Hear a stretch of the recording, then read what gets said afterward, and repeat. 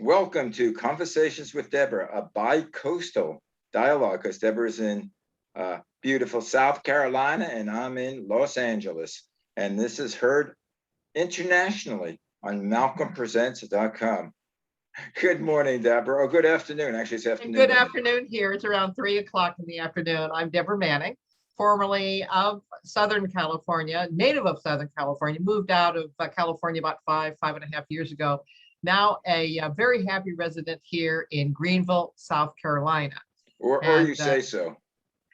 You know what? It's really been very interesting. It reminds me so much of the way Southern California used to be in the 80s and the 90s.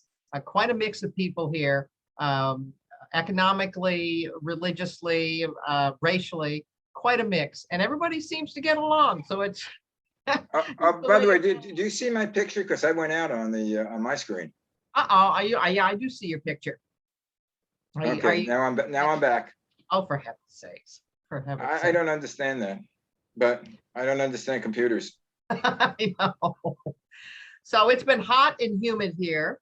We're expecting another storm. Of course, we had Tropical Storm Fred about a week and a half ago, and now we're expecting Tropical Storm Ida, although it looks like it's going to be a hurricane. It's going to be coming up through the coast, and they're now giving us warnings again. Now it should be here Tuesday, Wednesday or so. But my husband Fish and I are all prepped. We managed to get our flood berm in place and ended up putting rebar in it and putting some concrete in. And I had to ask you, what is your picture now? You still see me? Yep, I sure do. Because now I'm completely blacked out. Okay, now I'm back again. I don't understand. I don't know what's going to be on the screen, but that's life. That's life. If we have to do it again in terms of conversation, it's always interesting talking to you. For folks that don't know, Malcolm and I go way, way, way back. And the great thing about it was that he was our radio producer when my late husband, Tom, and I did a program called Real Money. And it was done on the format of George Burns and Gracie. So if anybody even remembers that, but it was quite tongue in cheek, but it gave good, solid information about money and how to use your money and how to make sure that normal everyday people have a lot more power than they have any idea, just with the dollar, just with a simple dollar, with a budget, and making that dollar work for you. So, well, speaking of that, we have been talking about you were well, not a day trader per se, but you do you handle your own marketing. Yep. And you're buying, and you had suggested, and I had suggested to you or asked you whether you would be able to help me.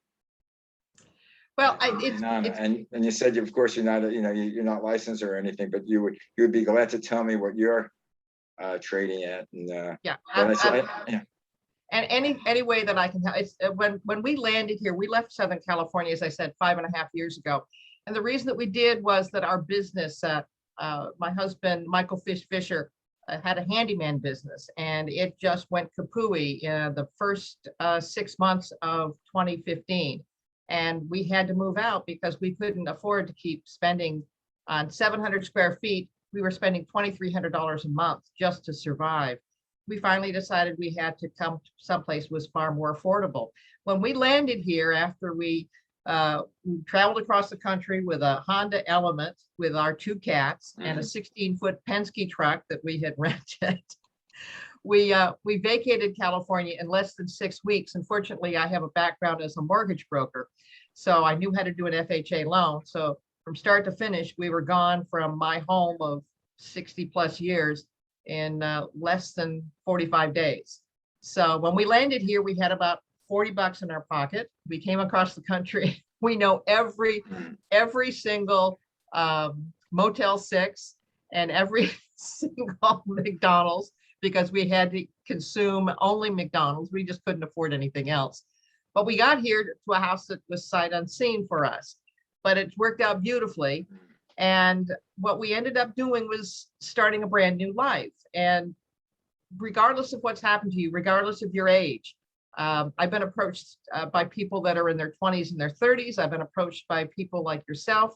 There are ways of making your money really work for you. And decided to get into the stock market. And I watched Fox Business. I watch Charles Payne. I listen to Varney and Company. And I also listen to my own needs and my own buying habits, and listen to a lot of people as to what they're buying and what they're doing. And it's been very interesting. I mean, I'm not, I'm not a big investor by any means whatsoever, but since you can now buy shares of stock, so if I wanted to buy Amazon, which I did, I might only be able to buy $100 worth of Amazon, but those fractional shares do in fact end up, as Amazon goes up, you benefit from it as well. So it's been funny because I've been approached by people like yourself, Malcolm, and a couple of other folks, and I don't want to be a licensed investment counselor, but if I see things that make some sense, it's very interesting because the stock market really, for the most part, reflects what's happening to many middle-class folks. We're seeing now the inflation hitting and the supply chains hitting. And I've had to make some adjustments in terms of selling some of the shares of stock. But I'm very much into stuff that I can see, stuff that I can feel, and steel stocks. I like those. I'm into AMC because what the heck? I mean, the interesting thing about AMC is this: they call them the apes. And these are the young kids that are getting involved in buying stocks. And I'm on Reddit, which is one of the internet groups that talks about the various stocks. And you have to look at some of the underpinnings of the stocks themselves. You can't go in willy-nilly. But if you got an extra $50, maybe an extra $100, I put it into AMC. You know, if I made 10% back on my money, that's not too bad. That's not too bad. So yeah, you have to know when to sell also. You do. And what's interesting about it is that there are plenty of signs and plenty of signals that you just need to heed. It's kind of like what we heeded in terms of leaving my home state of California. When we realized that we could no longer make a living, we had to leave. We had to go. It's the same situation with a company. You have to look at the company. You have to look at what kind of a debt is the company carrying. If it's carrying 70 and 80% of debt, I'm backing away from it because they're not going to be able to survive. And especially during the pandemic of 2020, you had to make sure that people at companies had enough money to be able to survive. And also in terms of profit margins, they have to be able to be frisky enough profit margins. But all that being said, it's very interesting that some of these small tech companies, for example, one that came out, which was Palantir. Palantir hit the market around middle of last year, $8 to $10 a share. I invested in that and then ended up waiting on it and watched it go up to about 20, 26, ended up selling at about 20. The reason that I ended up doing was some of the fundamentals in terms of profit margins, in terms of its debt started to increase, and it did concern me. So at that point, you're not married to that stock. It's time to go, time to get out. Yeah, So, you also have to remember, I mean, years ago when I was more into the market, you have to decide what you want for short-term investment or what you want for a long-term investment, because it's different. Because if you want something for a long-term investment, you don't look at it every day. You know, you look at it every few months because you know it goes up and down, up and down. It's you know, you can't judge it the stock by that. Otherwise, you can lose all your hair and go crazy.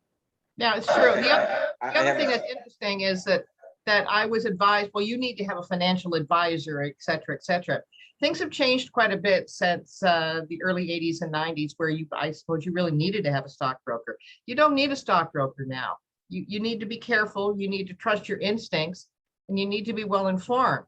And once again, I go back to the fundamentals. What's the debt load of a company? What are the profit margins? What is its ability to be able to make a dollar? And if they're not able to do that and they are carrying too much debt, I'm not interested. Even if, for example, Fox Business suggests something, I'm not interested. I'm looking for those basic fundamentals that run my household, for example. I can't overspend. I have a very, very tight budget right now with these inflation. Inflation is really rearing its head. I mean, gasoline here in South Carolina, we're starting to crest over $3, and that concerns me.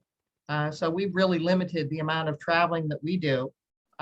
Basics in terms of food really Yeah. started to increase. For food, And it's going to go up. Vegetables going to go up because now we don't have, especially Southern California and Florida, they don't have the irrigation. They don't. Well, now they have the water, but they're being flooded out. yeah, And in California, the farmers are cutting back their yeah, crops because they don't have the water. yeah. And Well, all through the West. yeah, ironically enough, here in South Carolina, we've had year to date, because I keep a weather station, we're starting to crest over 30 inches of rain. Now, where do I buy my vegetables? I'm not buying my vegetables anymore at any of the supermarkets. I'm buying them locally. I'm buying them from local farmers. And that keeps them alive. That keeps the local economy alive. And I got to tell you, I mean, they've tried to keep the prices down. Cantaloupes are fantastic here. The peach crop is going to go for about another maybe month, if that. And we're freezing and canning peaches like crazy. Yes, I have turned into one of those people. Yeah. As I say, I expect one day for you to come with the overalls and a little straw in your hair. Little straw, yeah, Yeah. with that little hat that has Yeah, the little I mean, listen, you raise chickens, Yep, I do. and Yeah, we do. and you do eggs. So soon I'm going to hear oink oink oink. Oh, You're going to have the little pigs on there running around. raising chickens has been really fun So I'm here. going to call you and Fish Ma and Pa. It's very possible, because I have to tell you, we seem to be feeding the entire neighborhood with fresh eggs, because eggs, for example, per dozen here starting to go above $5 and $6 a dozen, which is, Really? yeah, it's nuts. Well, It's I haven't shopped for eggs in a while, but I remember over by Costco was like 5 dozen for $5 or something Yep, like that. well, no longer, Yes, although sir. Costco has been able to keep its prices on down. The other thing that's been fun about now Costco is that we would always go in there once a week to be able to do all the tasting. And of course, they had to suspend that because of the COVID situation. Here, the Delta variant has reared its head. Schools are open.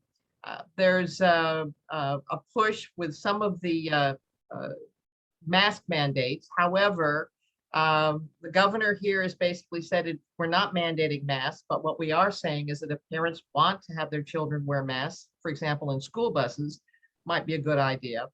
Same thing with us. We keep a mask with us. It's not a political statement. It's just if we're in a closed situation, we, put the mask on. We've been vaccinated, and doggone it, we're going to probably end up taking the booster shot.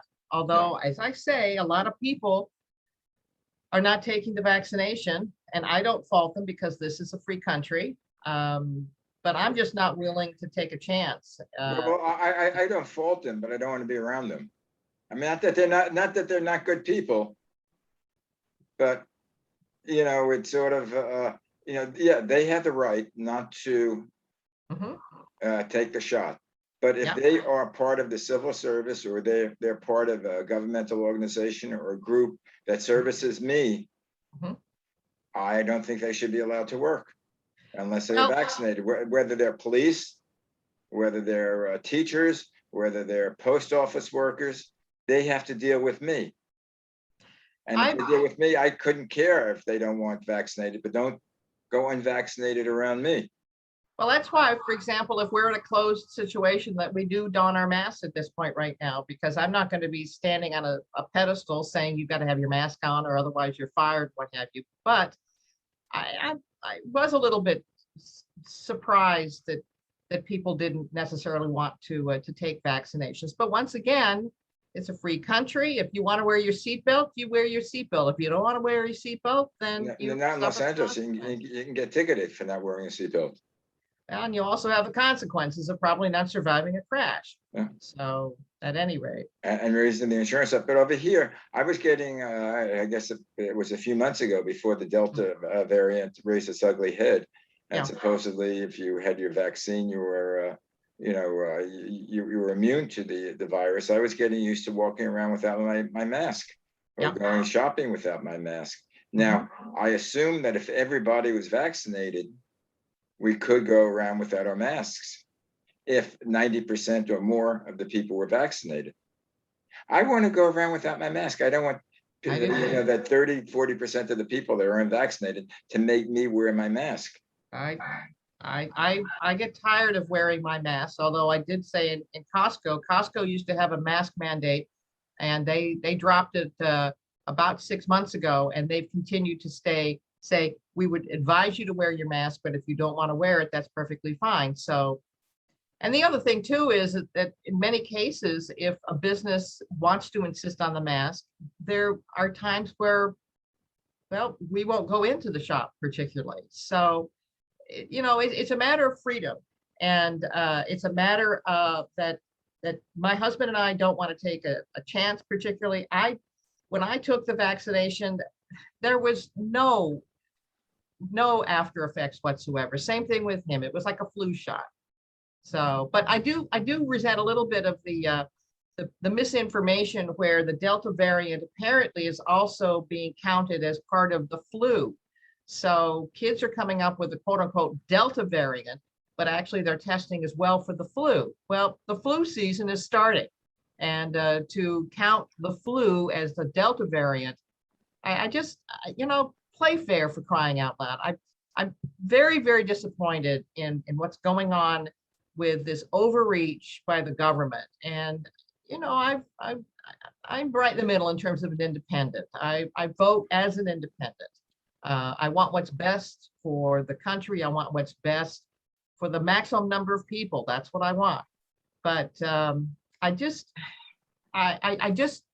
astounded at the lack of honesty. And for example, let's get into the elephant in the room, this whole situation with what's happened in Afghanistan. I've been glued to the TV set as a former news reporter in Los Angeles. That was my business, is to be up on the news. And I was tearful many times watching what was happening at the airport at Kabul, and the bombing that came through with the suicide bomber and all of that, and was very, very concerned at the time that it took for our president to respond, to assure the nation, to talk to us. And I'm worried. I'm worried about him. I'm worried about us. I don't know quite what the devil is going on, but when the president of the United States is hanging his head in his hands, when a reporter is asking the question, just an honest to gosh question, which was, why did you decide to close down the military base and decide to use the commercial base in Kabul? And as a result, we have this unbelievable throng of people trying to get out. And of course, obviously, you've got a killing zone now. You've got bombers that are very easily able to infiltrate. Of course, my question is, if we're trusting the Taliban, which of course is insanity to me, why would they allow this person, this bomber, this suicide bomber, to get through their checkpoints? I mean, they're not letting Americans, they're not letting other Afghanis, and why in the world? And yet we're not particularly questioning why the bomber was allowed through. We lost 13 servicemen, which is more than we lost in 18 months. Yeah, well, I don't think, as far as I understand the situation, the ISIS or ISIS-K and the Taliban are mortal enemies. It's not that that the Taliban and ISIS-K are friendly. They hate each other. Now I'm not sure whether it's religious wise or they're both after the same goal of controlling the Afghanis. As far as I know, ISIS was prevalent before the 20 years. They were prevalent in the northern part of Afghanistan. Yeah, and they were always fighting the Taliban for control. It was like almost like an eternal a civil war. But be that what is may, how in the world could a bomber vest get through these Taliban checkpoints? It's not just one checkpoint. They have a whole series, a whole Yeah, but bunch of checkpoints. I don't think they have the outside vest and say, hey, I'm bombed. They have No, no, like, no, no. They're inside, they have layers over them. and they don't even know whether it could have been a man, it could have been a woman. Right. Who knows? Who knows? And you know, there are thousands of people there. So I mean, it's risky. I mean, we knew about it, and we, in fact, I think the intelligence told us that there was going to be a terrorist attack, And they're and saying there's going to be another one. There's going to yeah, be another one in the next couple of days. yeah, and we advised the you know, the Americans trying to get out, don't go there unless you've been notified. Mhm. So we But knew about it. We tried to put how do you feel as though you know that deadline is coming? It was imposed by the Taliban. yeah. It was reinforced by our president, and Yeah, we're going to be. It looks like it was imposed by the we're going to be Taliban, leaving people behind. with How do you feel about leaving people behind at this point? I don't like leaving people behind. But who are we leaving behind? We're leaving behind the Americans there, or we're leaving behind the people who worked for the Americans. Well, I think we're leaving behind, could be leaving behind both, because of course, when you see some of the videotape coming out from the planes, the military planes coming out, I don't mean to be super critical, but I guess I will be. I don't see a lot of Americans. I see a lot of Afghanis. I see a lot of burqas. I see a lot of I don't see a lot of Americans. From what I understand, there's only 30% of those planes that have Americans on them. Now, I understand that we had a lot of Afghan partners and what have you, but some of the stories coming out from Fox and from MSNBC and from CNN are indicating the fact there's a lot of our Afghan partners that are still left behind. And many of the people who flooded the airport, Kabul airport, a commercial airport, had nothing to do with the Americans. They simply want to get out, and understandably so. Right. The Taliban are a pretty strict group. They're barbarians, for crying out loud. No, they're not. They just they're straight Muslims. Just want to enforce not Burqa law. Sharia. Sharia law. Allah. And they're zealots, and they think that we're crazy. But the thing that I don't like in any of these things is they say, oh, 11 Americans died, not saying that they're, you know, 100 Afghanis died. It's like our lives are, you know, how much is American life worth in comparison to an Afghani life? I think reporting that is a natural thing to be able to report. I mean, I don't attach any particular value of, you know, saying it's an American life versus an Afghan life. Yeah, you know, that reminds me of, I don't know if you're old enough to remember the body counts of the Vietnam War. I remember that. Remember when they said, and there were, you know, 5,000 Viet Cong killed, and only 2 Americans. Yeah. Or, you know, and it was like, oh, gee, when they got killed, didn't make a difference. You know, as I was saying on another show, a life is a life is a life. I agree. It's a tragedy. I agree. I So, agree. And that whole Vietnam situation, I was young enough and yet old enough. We watched it. Huntley Brinkley news report. We watched with Walter Cronkite, and I'm seeing it now played again.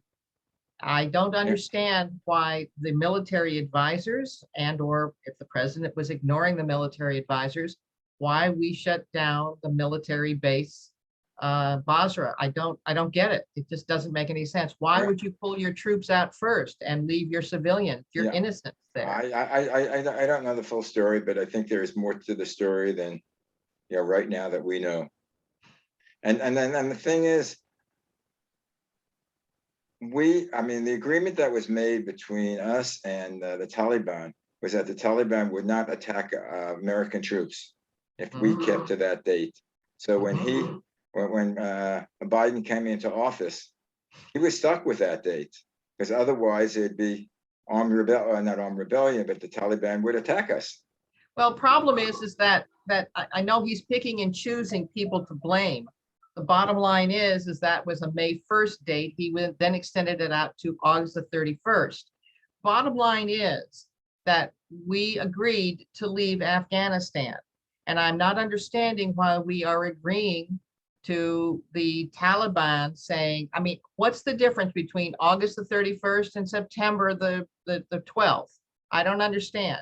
I think the politics involved in all of this is enough is enough. No, I, I'm tired of the politics. well, These are I think it's a line, as I said, a line in the sand. It's sort of like, okay, you can't go, you can't go. I dare you knock this chip off my shoulder.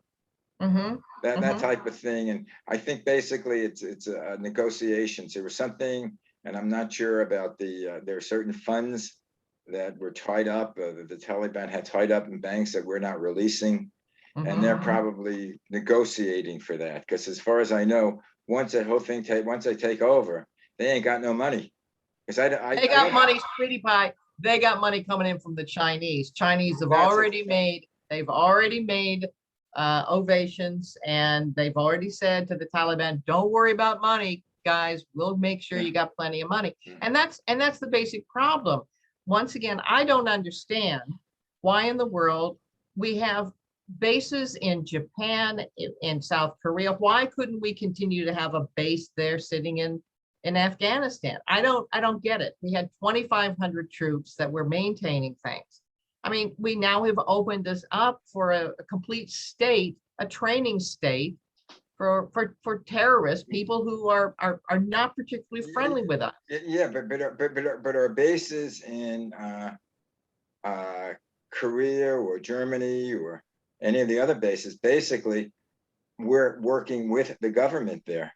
And there's no rebellion against the government. There's no civil war that they're fighting. We are there to boost up the government. Over here in Afghanistan, especially now that the government is going to be collapsed, no matter whether we stay or we don't stay, after a certain amount of time, the Taliban is going to take over. And otherwise, we were fighting the revolution, or the not even civil war, it's a revolution that the Afghanis were supposed to fight. And unfortunately, we left plenty of equipment, arms and supplies, helicopters and all of that. Why in the world? The $85 billion worth of military equipment. Who in the world planned this thing? Obviously, nobody. That I don't understand. I mean, we're both taxpayers here, although small taxpayers. We're not wealthy people. Speak for yourself. Oh, stop it. You're not. You're exactly the same way that I am. We're all middle class here, just trying to eke out a living, for crying out loud. Deborah, you're ruining my image. Oh, stop it. I mean, no, it was funny because when when I was younger, when I was more in radio sales and management, I used to ride around in my Jaguar. Well, like I told my brother, I mean, he didn't. He's a New Yorker, and when he said, I bought my Jag, and he said, well, why are you buying an expensive car? All you need is a car to get around. You could buy at that time you buy a Ford or a Chevy. I said, Shelley, out in California, they judge how successful you are by what you drive. I said, in New York, you don't buy if you're a high class attorney or salesperson, you don't buy a suit off the rack. You get custom made suits, because when you go, people are judging you how you're dressed. Or what type of shoes you have. Oh, I have a Tom McCann shoe. No, you don't buy shoes like that. You have to buy the top shoes. Not that they're any better than the non-designer shoes, but people look at you to see how successful you are. Do you think things have changed, or have things gotten worse? No, I think things have not changed. Well, it'll be interesting to see, because people still wanting to work at home, and half of them seem to want to go back to work, and half of them seem to go back to work, and most of them want to stay at home. It's going to be very interesting to see exactly how the workforce. Now, the marvel of this is exactly what we're doing. I mean, we're talking coast to coast. We couldn't have done this 20 years ago, for crying out loud. Heck, we couldn't have done it a year and a half ago. Yeah, I don't think we could have done it 10 years ago. I don't know how long Zoom is, but then again, I'm not into new technologies. Well, you're doing pretty well, young man. You're doing pretty well. But as a matter of fact, what I would like to do eventually is get this show on TV, because we could send the whole thing in and have that, if they want to edit it, fine. Wouldn't that be fun? Well, Maybe on Newsmax or something. yeah, news, right. I don't think they'll take me on Newsmax. Newsmax, well, unless I join QAnon. Then That doesn't exist along with Antifa. I think the problem is QAnon exists, but I'm not sure what the hell they are. You know what? There are plenty of fringe groups. I remember growing up in Orange County and the John Birch Society and all of that. But there's plenty of crazies, No plenty of, wonder why you're like you are. You grew oh, up with a stop John. it. Now I see. You were brainwashed as a youth. Well, you know, the wonderful thing, growing up in the times that we did, we have some wonderful, wonderful memories. Times of, you know, with the Beach Boys, barbecues, you know, enjoying films. We had some wonderful times, and sometimes I feel sorry for the social media morass that has taken place for many people, hanging on every Twitter word, looking at all the Facebook posts, making sure you're liked and blah blah blah and all of that. It's a shame. We were so insulated from that. Well, I do that when I share my show. I say like us, you know, tell a friend, subscribe. I understand that, but you know what I'm saying. I mean, Yeah, well, we all used to watch the same shows. We used to watch, you know, the All in the Families. We would watch the Seinfelds. We would watch the, you know, the Ed Sullivans, to watch the Beatles. I remember the first time the Beatles came on, everybody was all excited about watching the Beatles. I remember when Elvis came on. Yep. And they Yep. did, and they shot him from the waist up. Yes. Because that was a big thing. I mean, so Ed Sullivan was like a strict conservative. Yep. Yep. And he shook too much. It was too suggestive. I know, it was fun, but those are great times. They were great. Well, the thing is, I think each generation has its great time. I mean, the pandemic is, I mean, they went through that in 1918. I went through that with polio. Yeah. You know, my mother kept me out of the kindergarten because it was a polio epidemic. Absolutely. And, and I lost a whole year. I always felt that I was always behind because people of my age were a year ahead of me. Yeah. So, you know, we all lived in times. I remember it, you know, there was a bell and we had an air raid drill that we hid under the desk. Probably you also. You hid under the desk because of the case there was an atomic attack. Oh, yeah. And I remember, I think this was in elementary school. We got dog tags, like if you were in the army, with your name and your address in case you were bombed, and you know, they needed to take a look at your body and identify you. Yep. I wish I had my dog tags. It'd probably be worth a lot of money.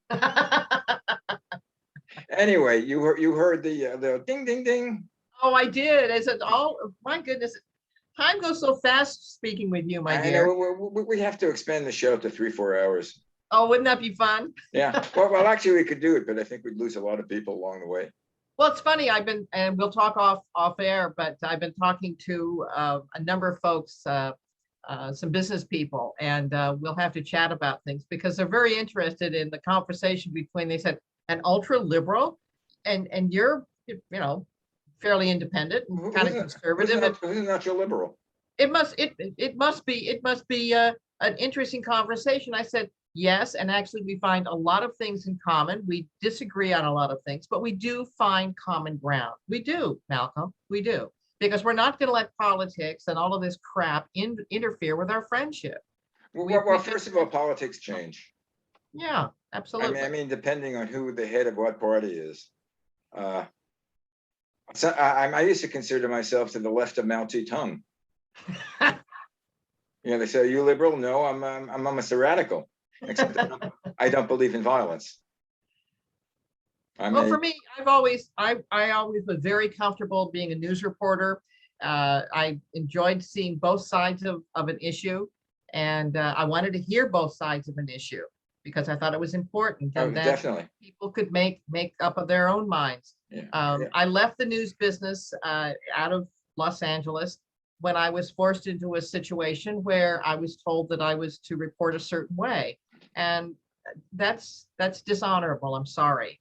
And I'm not going to report a certain way, whether it be for the liberals or whether it be for the conservatives. The issue stands on its own. It's got its own merits, and you've got got one side and you've got the other side. I guess it's the debater in me, I suppose. Well, I can guarantee you on Malcolm Radio or Malcolm Presents, you Mhm. can view your right wing or right wing radical comments, and I'm not going to stop you from it. I might ridicule you about it. I might make fun about it. But the thing is, what I enjoy with you, and I think you enjoy, is that as I always say, it's only life.